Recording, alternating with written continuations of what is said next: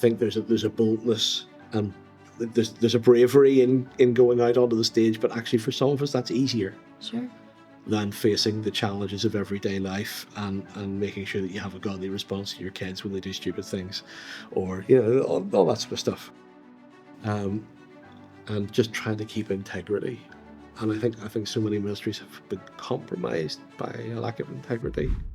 Jonathan Rea, thank you so much for being here and for being here for this interview. I'm really excited to hear a little bit more about your ministry and all the work that God has done through you. You're an award-winning musician. You have been performing and teaching music for over 15 years. And also you are a freelance pianist, arranger, composer. You've also directed some huge concerts all over the world, and you're directing the Sing Choir here. And you also run an incredible ministry that I'd love to hear more about. But can you first just tell me, I'm so curious to know, like, what is your day-to-day calendar like? What is your life like? Because I go from project to project, I guess each day is different, and I love the variety of that. I was actually a teacher for 15 years. I taught music in a grammar school in Northern Ireland for a number of years, and loved that. Loved the interaction with young people.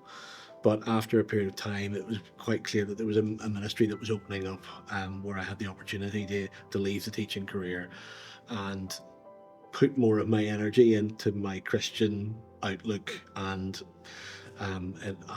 be able to basically serve God in a more direct way than I was able to do when doing classroom teaching.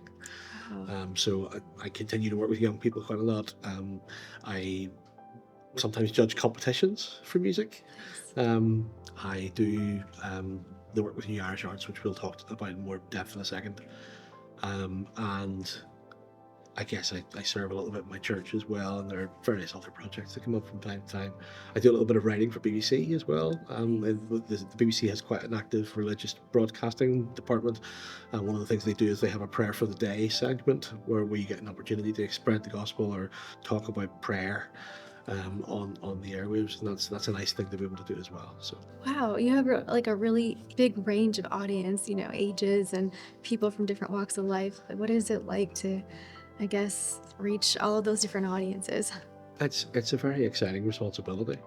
I guess every person's made in the image of God, and it's a very exciting thing to be able to connect with people. I've always seen music as a secondary thing to the communication aspect of how our faith is transmitted to others. So for me, the music is a vehicle that's used, a tool, to be the identity that God has made me to be. And I feel very strongly that my first calling is to be connecting with people in a way that points them to Jesus. So the organization that I work for is called New Irish Arts, and it's existed for the last 30 years. So it's a Christian arts organization that has now been built up over a long period of time. It was actually founded by Keith Getty when we were both teenagers. Keith and I are the same age. Wow. So we're peers, and we've known each other since we were sort of 19, 20. And so that relationship then spawned into a situation where when he was building that organization, he's the entrepreneur type, as you probably would realize. Keith has particular gifts in vision and strategy that are beyond anything I could ever imagine in terms of, he's always thinking long term. So he started this organization with the idea that it would be both an artistic presence within the church and also a Christian presence in the Irish arts scene, so that it would do both those jobs. Yeah. And in carrying that forward, we found ourselves using the strap line over the last lot of years, that we use the arts to encourage people to worship God. And that kind of sums up everything we do. The whole idea is that if someone comes across our ministry or comes to an event that we're organizing or an event we're helping to facilitate, that we will invite people to come in an attitude of worship to God, whether they are believers or not. And music is wonderful because people hear different music in different ways. And so you can have, for example, an amazing Christmas show in the city centre of Belfast. And if you program that show properly, you will inevitably point to Christ, because Christ is what Christmas is about. Right. And yet you can do it in a way which is very, very accessible to people who wander in off the street because they just want to hear some Christmas music. Yeah. And so that has become a really big part of our ministry. Actually, is that specific time of the year I think brings wonderful opportunities for gospel ministry. So we have a choir and an orchestra and a youth choir, and usually at our big events we would have over 300 people on stage. Wow. And it's quite an exciting way of communicating with people, because this, how you script an event like that to make sure that it actually hits the goal is a very important thing. So there's the desire there to use the arts to draw people towards God, but if you're not explicit about what you're trying to do, then you're not going to manage to do that. Sure. So it's taking the opportunity to say, right, what are we trying to communicate here? How are we going to try and use the resources that we have as musicians to really make that clear? Yeah. And that, I guess, that's how that works in a public concert hall event. Yeah. But there are other contexts as well. So we would run a youth residential, and it's largely attended by Christian young people, or people who are friends of Christian young people who are brought along. And we run a choir. It's run as a choir program. So we have this youth group choir that runs with maybe 130, 140 young people in it. They come along for 6 days, and they do all the things that you would do on any Christian camp, all the fun stuff, the games and all the rest of it.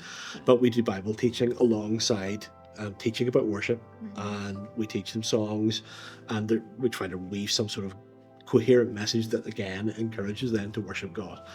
And a lot of them are suddenly inspired by the fact that they're in the company of peers who are excited about their faith.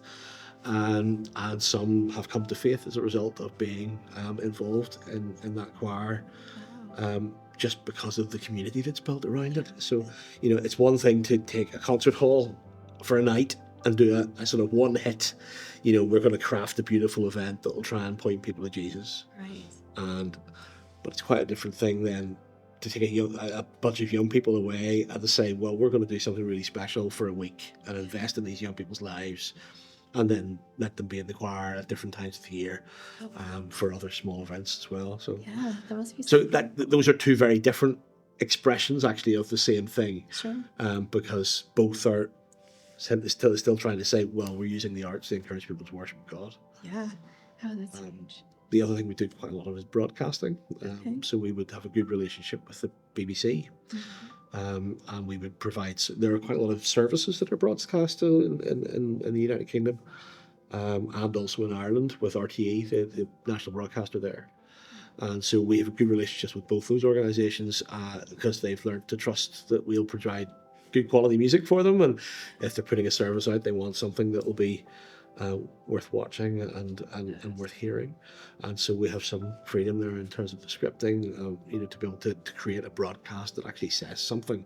It says, this is who Jesus is, and this is who you are. And you're made, God made you as a beautiful person in his image, and he longs to make you his own. So yeah, there's 3 different contexts. Yeah. But the vision for the whole thing is the same. It's all about making sure that we actually communicate properly beyond the level of simply saying, isn't this music nice? Because that's kind of pointless. Right. And how do you, when you teach these young people about the arts and kind of bring out those skills and talents, how do you teach them to use it for ministry, or to, why did God give them those gifts? Like, how do you teach that? One of the things we do when we have our youth away is we do worship, song worship, over the course of the few days that we're away. And generally what starts is we have a team of volunteers who come to facilitate the camp, and they will come, and we may have some adults involved in the worship, and then they back off slowly as the week goes on, as various people come forward and say, can I play bass, or can I play keys for this? And that then allows them to grow and get a little bit of experience in front of peers of playing, singing up front on a microphone, things like that. So we're very intentional about trying to create opportunities for them to grow and express. We do a songwriting workshop every year on it, and that often brings to the fore people's talents and they're engaging with the word as well. So what we do, we usually give them Bible passages to look at and say, try and use this as a springboard for a song. Yeah. And they get them. They're talking about the text, and they're talking about the, what it says and what it tells us about God and how we can respond to that in the chorus and all that sort of thing. So Oh, that's really exciting to hear you say that, because I know that like when I'm going to create something, often it is inspired by like something I read in the Bible, or it's just it's definitely God inspired. And so I love that you like foster that and bring that out of the young people.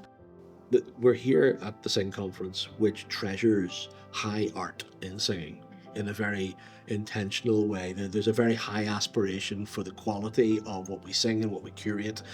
The hymnal has just been produced here, and the whole idea of it is there's this wonderful curated collection of the best of the past, the best of the present, that people can use. But actually, there are other purposes for songwriting as well. In that, I think there are a lot of people who write songs quietly for their own devotional purposes in terms of expression to God. It can be like a prayer that adds the element of music into it.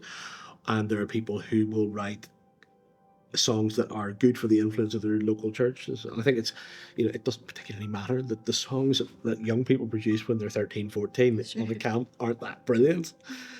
Occasionally you get something you think, oh, that's actually quite good. But the norm is obviously that they're engaging with text, and the benefit to them of that is greater than the benefit to the world of hearing their song afterwards, if that makes sense. Yeah, it does. We do have high aspirations in terms of their performance, because we work them very hard as a choir while they're on these camps as well. But that means that they're singing lyrics over and over again, and that invests in them as well. And so all of that feeds into their knowledge of the Bible and the gospel. And I think the other thing that's really powerful about that particular youth, well, we've talked a lot about our youth ministry actually, but I think one thing that's really powerful about that is the fact that we get young people meeting other young people, and then there's peer mentorship there coming in, and in very natural ways people begin to assimilate Christian behavior, Christian standards, and I mean, kids see another kid reading the Bible in the morning, and maybe they read the Bible as well. A little bit of doing life together for a few days. Absolutely. Has great potential, I think, particularly with young people. Sure. What are the ages that you typically minister to? 10 through 18. 10 to 18. Okay. Wow. That's incredible. Do you have any stories of kids who've gone through the program who just, I don't know, really demonstrated a huge I interest? had a lovely thing which happened a couple of weeks ago, where I got a message from one of our leaders who has effectively retired now, but who was really very faithful in serving for a number of years, and she was at her church, and this kid got up who's now most of in her 20s, and she was giving her testimony, and we never knew this, but she said that she had come to faith during a new Irish youth residential a few years back, and that was really encouraging just to hear that years on, and hear that she's doing well now and actively involved in her local church. And actually, one of my own kids came to faith as a result of being there as well. It was certainly something, a very important part in the idea that he would claim his faith as his own. Yeah.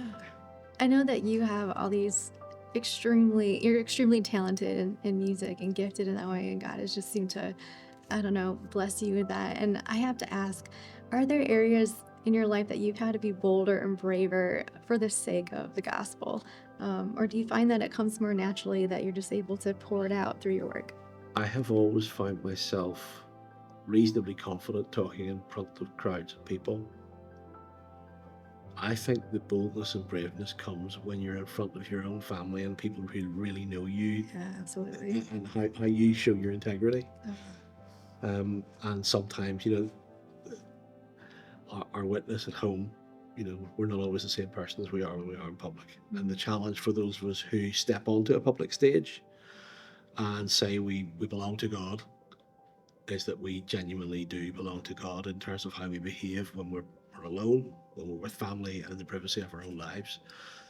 And I find that a very challenging aspect. So I think there's a boldness, and there's a bravery in going out onto the stage, but actually for some of us that's easier. Sure.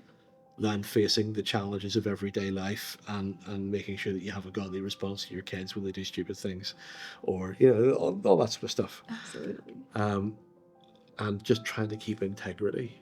And I think so many ministries have been compromised by a lack of integrity. Um, that is great sadness when that happens. Yeah.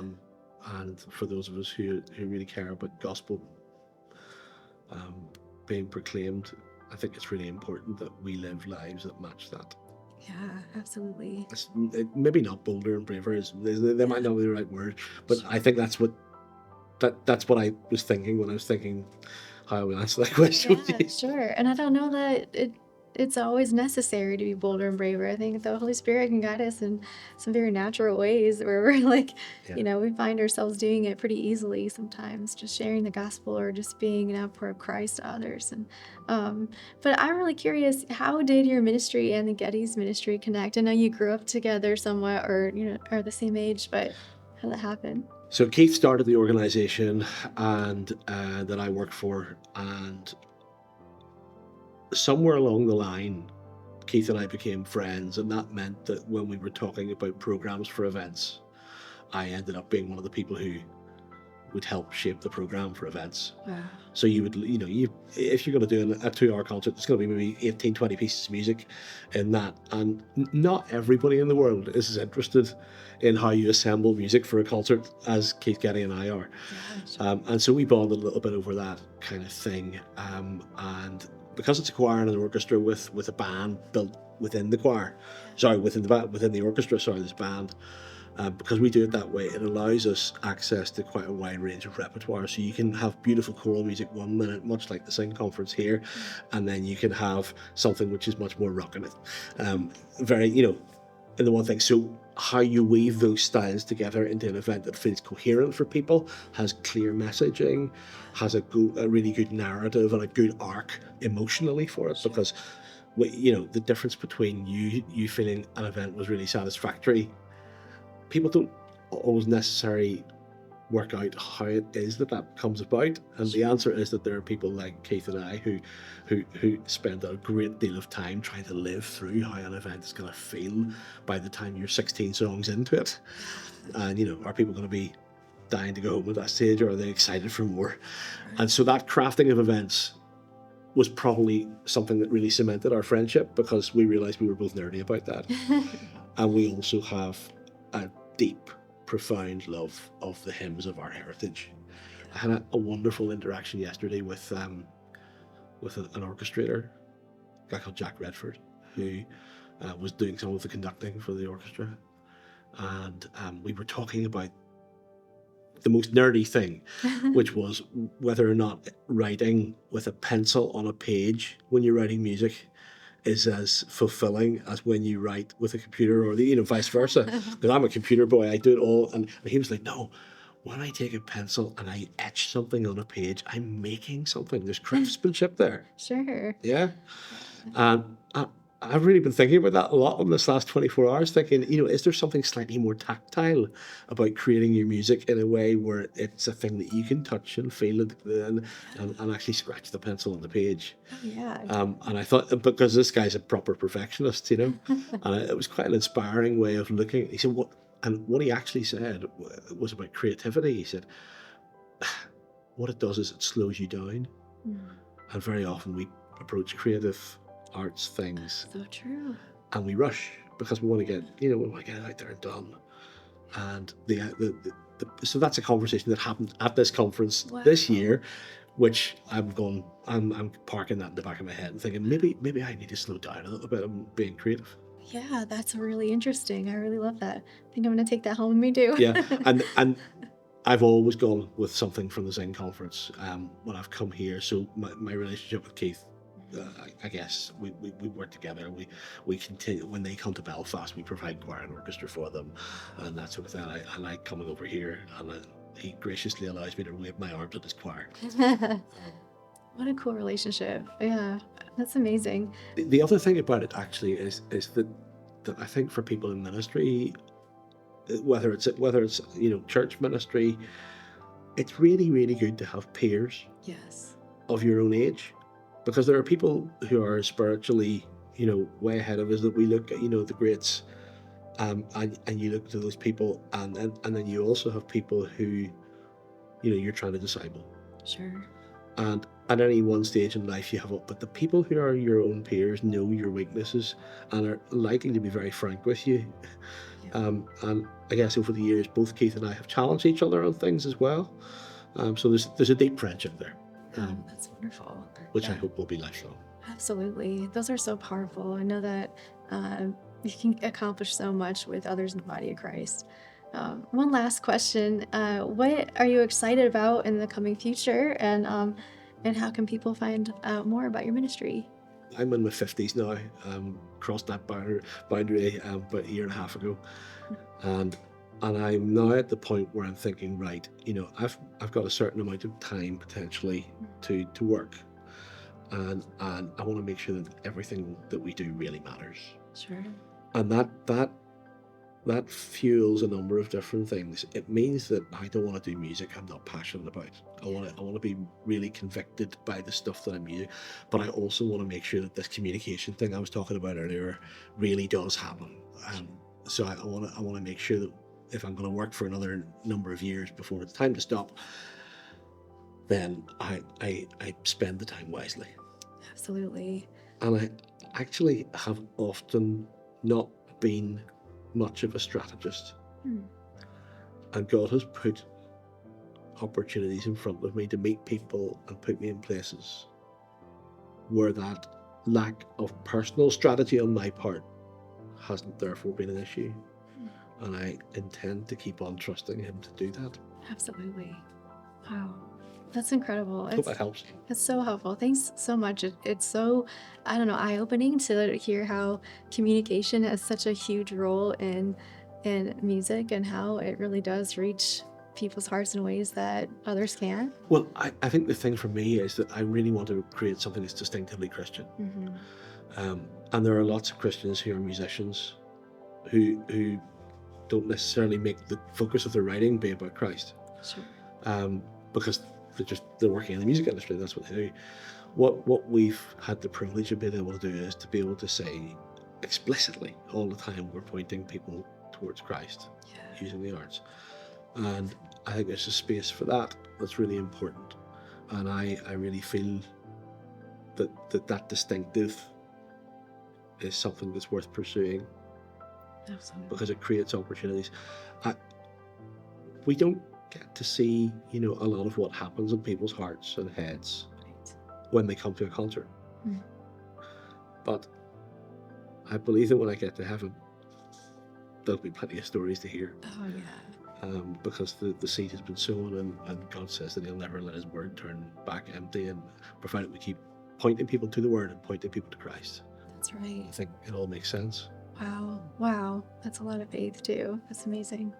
Thank you so much for this interview. This My was pleasure. super helpful, and hope you enjoy the rest of your time here at Sing. Thank you very much.